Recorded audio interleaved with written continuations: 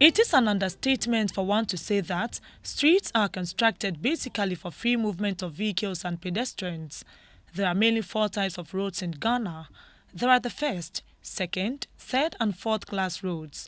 According to state laws, one cannot block a major street or a high street unless otherwise done by the state for official purposes. For minor roads, individuals and groups can only block them for social functions after duly seeking permission from local authorities. In parts of the country, people mostly use community centers and parks for functions like funerals and parties. However, the situation is the opposite in parts of the national capital.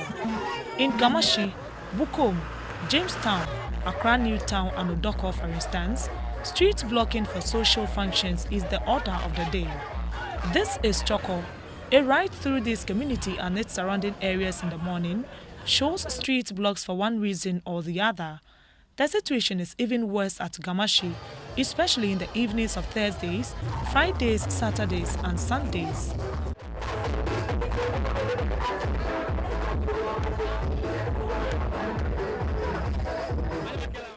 Almost all streets GTV drove through in parts of Accra Central and Accra West had also been blocked without any notice. Our news team came across Mr. Maurice Ajite driving on the streets linking Jamestown Police Station and Bukom Square. He was forced to turn back since the road had been blocked for a funeral unannounced. We're just going towards Choco. We're just passing through. And then we realized that the place has been blocked. There was no indication back there. So we have to reverse. This is very strange. A road like this, a major road like this shouldn't be blocked. I don't know who gave them the permit to block it, but it shouldn't be the case. The AMA should make sure that when roads are going to be used, there should be another to tell us that you cannot come this way, then give us an alternative route. When we asked residents whether they seek permission from the AMA or police before blocking roads, these were their answers. Let me tell you the truth. We don't seek permission from any authority before blocking the street. If anyone tells you otherwise, it is a lie. Whenever there is a football match and Ghana wins, we go all out, block the street and celebrate.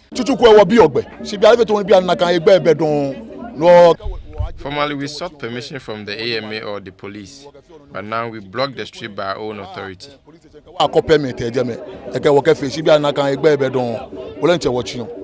For them, their community is no man's land. This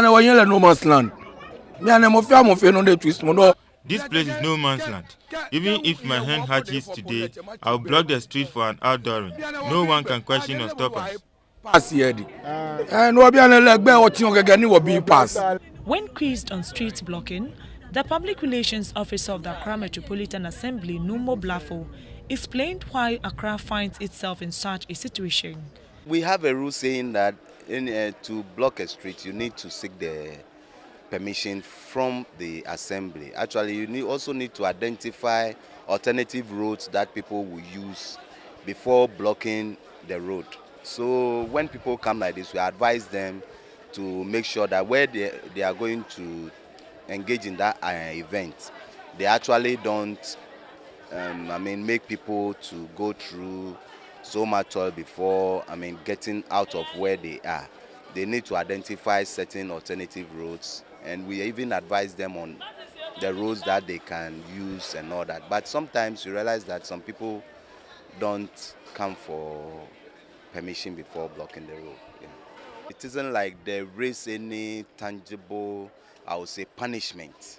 You understand? So we only need to educate the public, and then maybe we can all understand. But even if you look at Accra itself or the Gamashi area, there is no place for people like a social center or a community center to gather. So everything that is done on the street. So that is another challenge that is facing them. The streets of Accra are quiet and free from social functions only during the ban on drumming and noise making. Perhaps, if more community and recreational parks are created in the Accra metropolis, people will use them for their social functions instead of the streets.